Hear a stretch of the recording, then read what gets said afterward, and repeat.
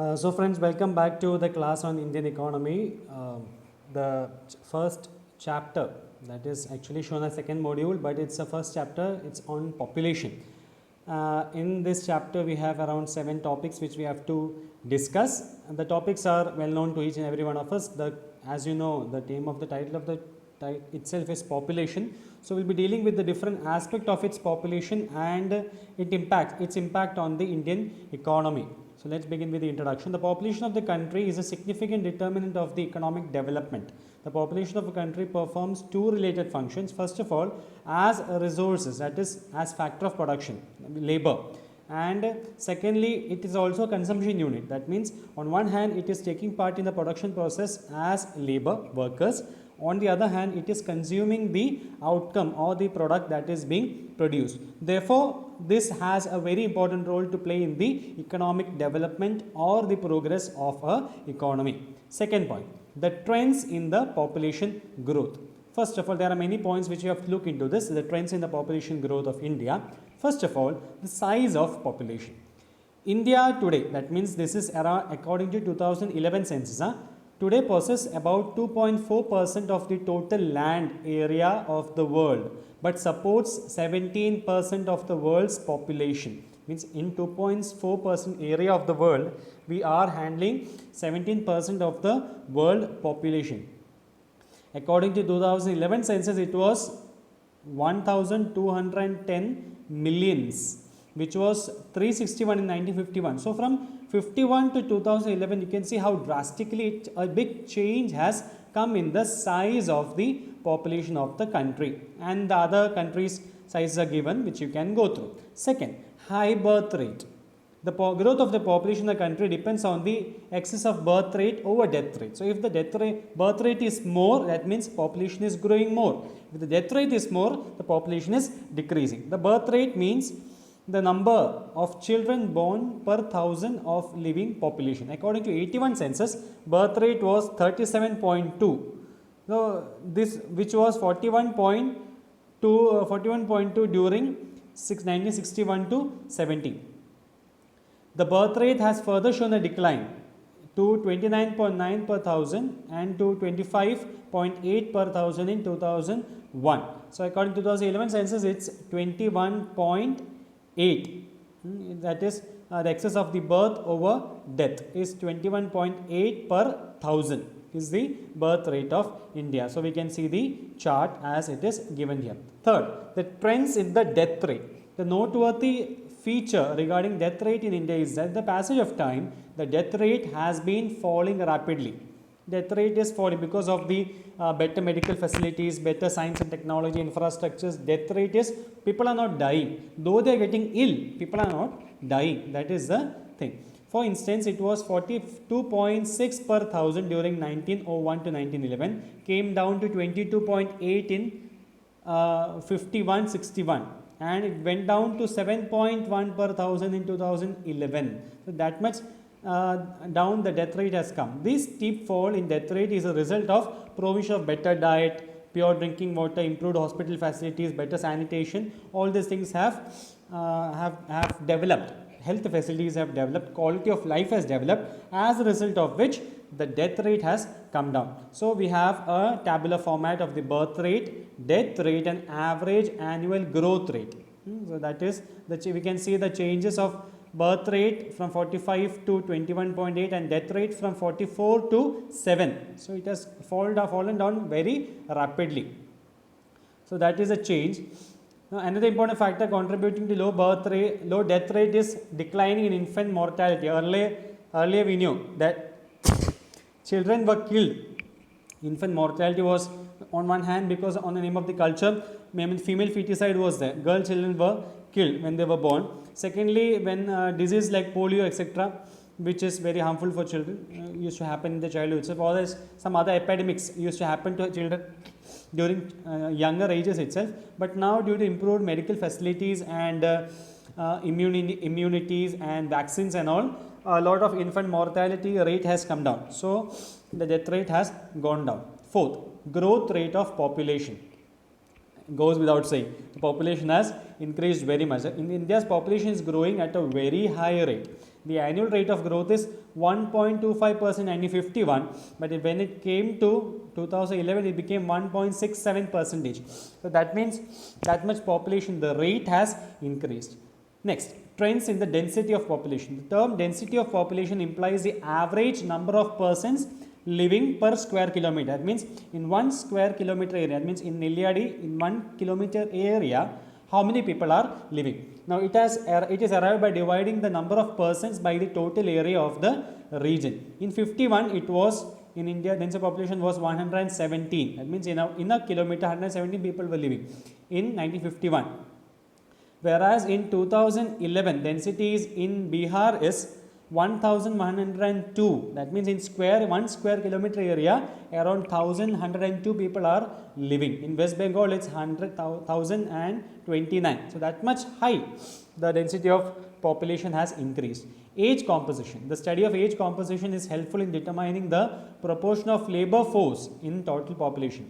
The following table shows the percentage distribution of population into different age groups. So the dependence ratio of the working population is about to about 50%. Moreover, the proportion of child population to the total population was 35. This is primary because the high birth rate and falling infant mortality rate. So we can see the age wise what is the proportion as in 2011. In 2011 it was 0 to 14, that is the children's group, it was 38%, 15 to 60 it was 60%, and 60 plus it was only 1%. Whereas in 2011 children group has become 29, 15 to 60%, that means working population become 65, and 60 plus people have become 8.3. Infant mortality rate, that means the number of children dying when they are born itself or in the initial stages. The infant mortality rate is calculated as a number of deaths among 1,000 children born before they reach the age of first birthday.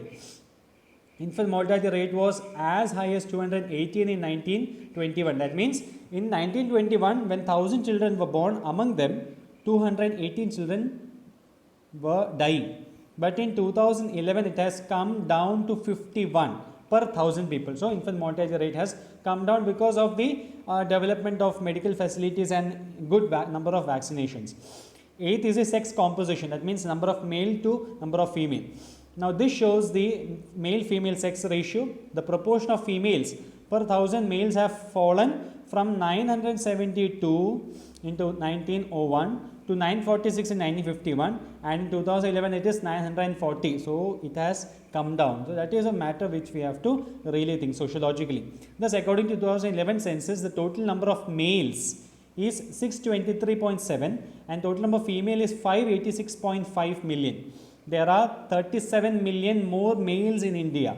So Kerala is the only place where the female population is more than the male population. That means for 184 female there are 1,000 males only. So sex ratio is more in Kerala.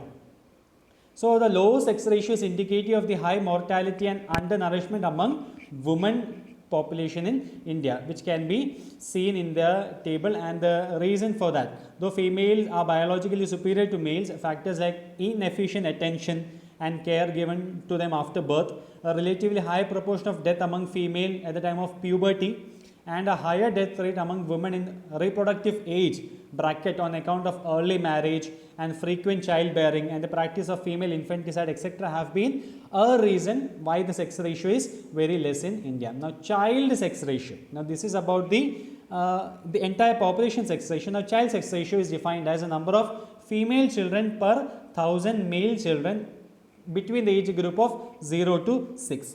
Though the overall sex ratio of the country is showing a trend of improvement, the child sex ratio is showing a declining trend, which is a matter of concern. During 1991 to 2011, child sex ratio declined from 945 to 914, whereas the overall sex ratio showed an improvement, little bit improvement from 927 to 940 as compared to the previous year's censuses. So that is a bit of better as coming, but then it is not up to the mark. So that is, these are the figures that have been given to you for your understanding about what changes has come from 1911 to 1951 to 2011 of the child sex ratio. Now we go to an important point, that is rural-urban distribution. Now the distribution of rural and urban. This percentage distribution of India's population between rural and urban areas. So the population that is living in the cities and the villages, that is distribution. 1901, it was 89% of the population were living in the rural area, villages. Whereas in the urban areas, it was only 10% of the population. Whereas in 2011, 68% of the population is living in rural areas. Whereas urban population, it has increased from 10 to 31 percentage. That means a big growth has come in the people living in the urban areas. People are migrating from villages to the urban areas in large number in search of jobs, opportunities, in search of higher academic and career growth, etc. While there has been a progressive increase number as well the proportion of people residing in urban areas in the last few decades, India continues to be predominantly rural. Even now 68%, no, that is also a predominance is there for people living in the rural area.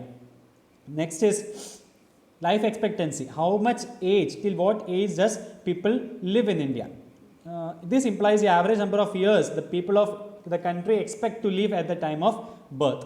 It depends mainly on the death rate and the age at the time of death. At the time of independence, the life expectancy was very low. It was only 41.2 years. That means a person who is born in India on an average would live only till 41 years old and would die a normal death. In 2011, because of the betterment in education, health facilities, etc., it has come up to 63.9 and 66.9 years for males and females respectively. So at an average we can tell it's around 65 or 66 generally that individual who is born in India is expected to live. 12th point, literacy rate in India. So how many people are literate? That is the question. We have the table over here. Literacy of the total population in 1951 was 16% only people were literate. In 2011 it has become 74. In between male and female, in 1951, 25% of the male were literate, whereas only 7% was literate among female. Whereas in 2011, it is 82% of the male are literate and 65% of the female are literate. Among the rural and the urban, in 2001, it was 58% of the rural population was literate and urban it was 79. In 2011, 68% of the rural population is literate and 84% of the urban population is literate. So that is the changes that has happened in terms of literacy rate, or the people who can read and write and get into school and higher education. 13. Occupational structure of India. What jobs do the people of India do? Occupational structure refers to the distribution of population according to the different occupations. Broadly, we divide occupation into 3 groups. Primary activities, which include agriculture, animal husbandry, forestry, missionary, which is basically based on natural resources. Secondary activities included manufacturing industries, both small and large scale, construction, processing, etc. And tertiary activities include transport, communication, banking, finance, etc. So according to Colin Clark, there is a close relation between economic development of the country and its occupational structure. So to which kind of population do the major, what kind of occupation does the major population depend on? That plays a very important role in determining the economic development of the country. Low level of income is always associated with high proportion of the working people engaged in primary activities. If more people are dependent on agriculture, mining or fishing, etc., that means the country is underdeveloped or not attain the high level of development. If a major part of the population depend on tertiary activities like banking or communication, transport, finance, etc., that means the country has achieved economic development. Now, changes in the occupational structure of India. What changes have come from 1901 to 2011? A study of the occupational structure of India shows that there is no significant change in the occupational pattern of the India's working population since the beginning of 1901 to 1991. It is clear reflection of backwardness of the Indian economy. It also points out the unbalanced nature of the Indian economy. Large-scale dependence on primary sector is a clear indication of the prevalence of large-scale disguised unemployment in agriculture and consequently of low per capita labor productivity and prevalence of widespread poverty. So we can see in from 1901 to 2011. People dependent on primary was 71, in 2011 it is 50. Reduction has come, but still half of the population is dependent on primary sector itself. Secondary it was 12, it became 20, tertiary it was 15, it became around 29 to 30.